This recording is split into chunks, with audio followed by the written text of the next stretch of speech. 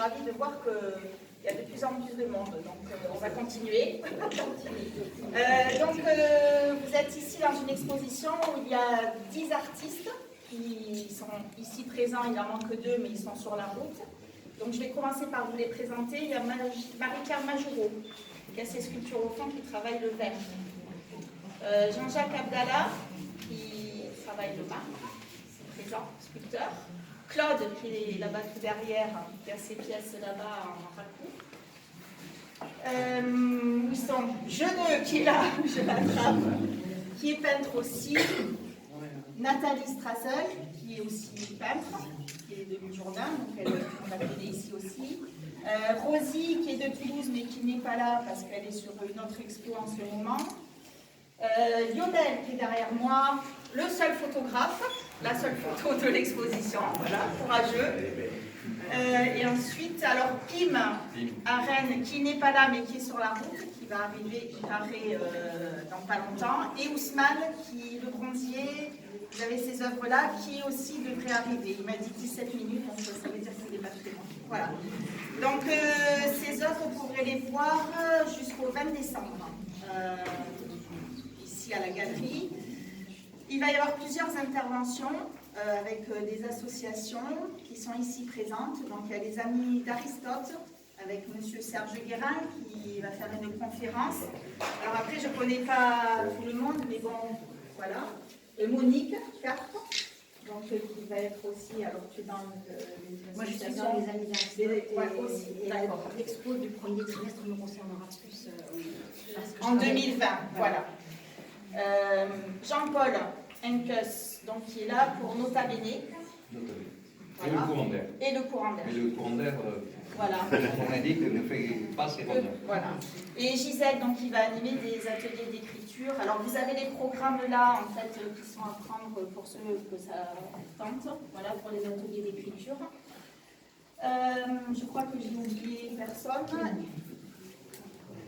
Jacques Dupire, c'est les Amis d'Aristote.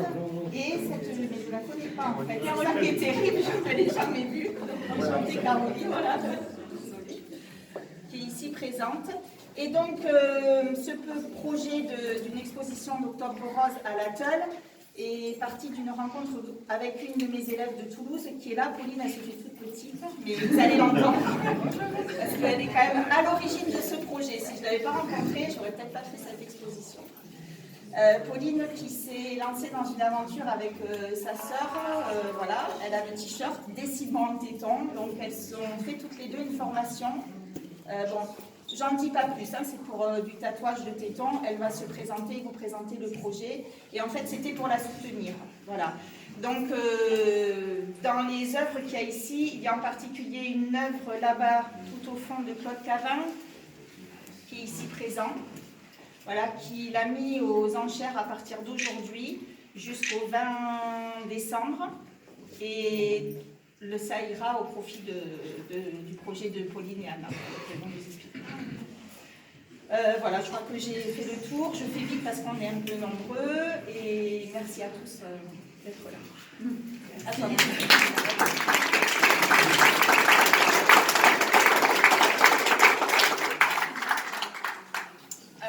Bonjour à tous, merci beaucoup d'être là ce soir. Comme l'a dit Marie, du coup, je fais ce projet avec ma soeur qui n'a pas pu venir ce soir, mais elle est avec nous en pensée. Donc on fait un projet de tatouage reconstructeur, c'est pour les femmes ou les hommes aussi, à qui on a enlevé un sein et qui se retrouvent du coup avec une poitrine toute plate ou reconstruite, mais du coup sans plus de téton. Et le but du jeu, c'est de faire, avec la technique du tatouage et les encres du tatouage, de recréer un téton avec un aspect de relief. Je vous ai amené 3 petites pastilles sur lesquelles on s'entraîne, qui sont juste derrière. Vous pouvez prendre et toucher, c'est fait pour ça. Et voilà, du coup, vous pouvez venir me voir si, si vous avez des questions. Je suis là et je voulais remercier, du coup, sculpture. Merci beaucoup, Marie, sans qui on ne serait pas là non plus. Dessine-moi un téton, ça vient d'elle pour la petite histoire aussi. Ça vient là et pour tout le temps qu'elle a mis et elle s'est mise à notre disposition rapidement pour nous aider, nous motiver. Donc c'est un peu grâce à elle aussi qu'on est là. Merci. Et merci à tout le monde.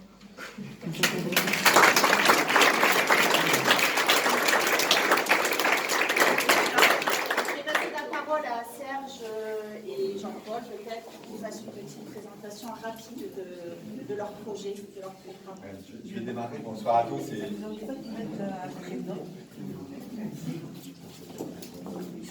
Heureusement que tu es là, Maya.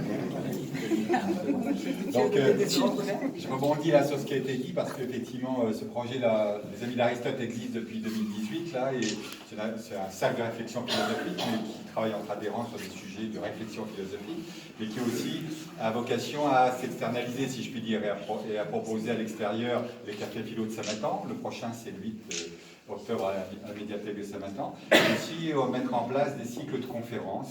Et là, c'était l'occasion rêvée de rebondir sur le travail qui était proposé, parce que la prochaine conférence, qui est donc le 22 novembre, un vendredi 22 novembre, sera en deux temps, sur les aspects médicaux de reconstruction, après justement chirurgie ou atteinte physique, et puis un aspect philosophique sur le questionnement de qu'est-ce qu'est l'identité sur un corps modifié. Et ça ne concerne pas que les problématiques d'amputation ou autre, mais un corps qui se modifie, depuis la naissance jusqu'à la vieillesse, et même au-delà pour certains, sans corps ou avec corps. Donc c'est une interrogation un peu. Et vous aurez compris que les Amis d'Aristote, en fait, il y a tout un panel de personnes autour de moi, nous sommes un certain nombre de personnes qui souhaitons articuler un peu le pratique, la vie quotidienne et puis les questionnements philosophiques. Donc ces questionnements philosophiques, on est philosophe depuis, dès qu'on pose la question du pourquoi, il s'agit d'être capable de se la poser jusqu'au bout de sa vie, si je puis dire. Mais voilà, en partant des aspects pratiques. Et on ressort, si possible, avec plus de questions, puisqu'il ne s'agit pas de donner des réponses, bien entendu. Il n'y a pas de philosophe professionnel chez nous, dans notre groupe, mais en tout cas, on se fait plaisir, et j'espère qu'on aura le plaisir de vous voir, venir nous rencontrer. Merci Marie aussi pour l'accueil dans ces locaux.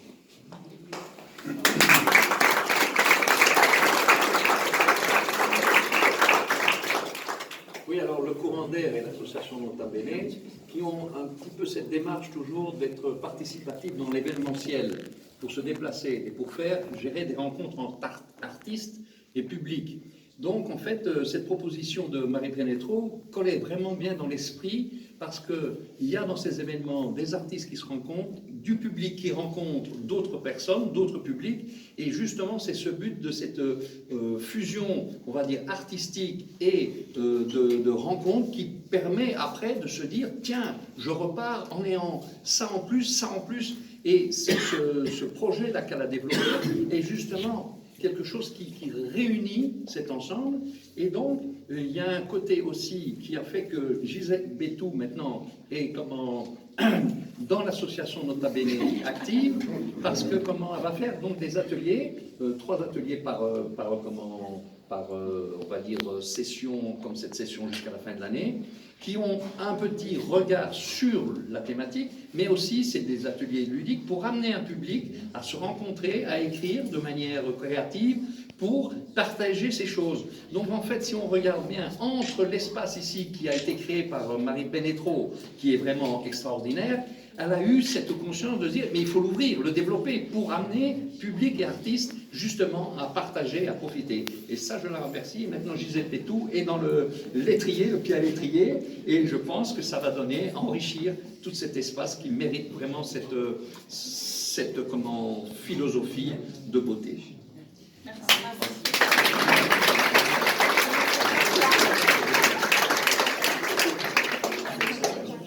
Alors, ces ateliers d'écriture, en 2 mots, voilà, je voulais mettre je suis, disons, très sensible à 2 maîtres mots dans cet atelier. C'est le mot couleur. Comment ne le serait-on pas, puisqu'on est dans une galerie de peinture et que Marie règne tellement bien de par son accueil, sa bienveillance, la convivialité qu'on y trouve, et qui sont les 3 choses, les 3 critères que je recherche pour un atelier d'écriture. Alors, le premier maître mot, c'est la couleur, parce que je crois que dans chaque être, il y a des couleurs, et donc que chaque être est capable, par ses mots, à les faire passer et à enrichir l'autre, justement, dans la diversité. Ensuite, il y a un autre mot auquel je suis sensible, c'est la liberté. Voilà, je souhaite dans cet atelier, on puisse lâcher prise, comme dit Marie, lâcher voilà, en peinture, et également dans les mots, cette liberté d'expression qui va permettre une certaine rupture avec tout ce qui nous entoure, avec tous les formatages, et donner libre cours à faire de l'écriture que j'aime, c'est-à-dire l'écriture spontanée, qui sera limitée d'après une contrainte, d'après une proposition, je préfère ce mot, et qui permettra au bout de quelques minutes de sortir un texte qui sera riche. Liberté aussi parce que les ateliers d'écriture, ça se passe avec quatre séquences. Une première séquence qui est la proposition, la seconde qui est l'écriture, la troisième la lecture et la quatrième la réaction. Voilà, donc liberté aussi à chaque participant d'écrire ou pas, de lire ou pas, de réécrire ou pas et de réagir ou pas. Donc il y a d'abord une première impression quand on rentre dans un groupe, à savoir comment on va être, comment aborder le groupe, et ensuite la confiance, le dynamisme, la confiance qui règne. Et ensuite, bien, tout naturellement, on ose. Voilà. Et la page blanche, bien, on y met des mots. Donc voilà, on espère...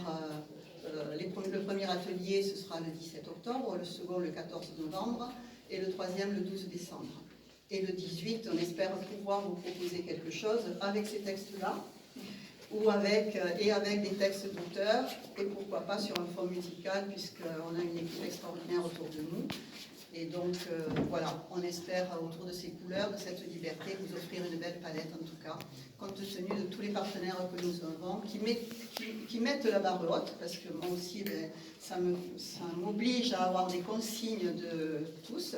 Là, je pense à Lada, je pense à Marie, avec les expos. Ben, voilà, ce sont des défis, ben, voilà, c'est formidable. Merci.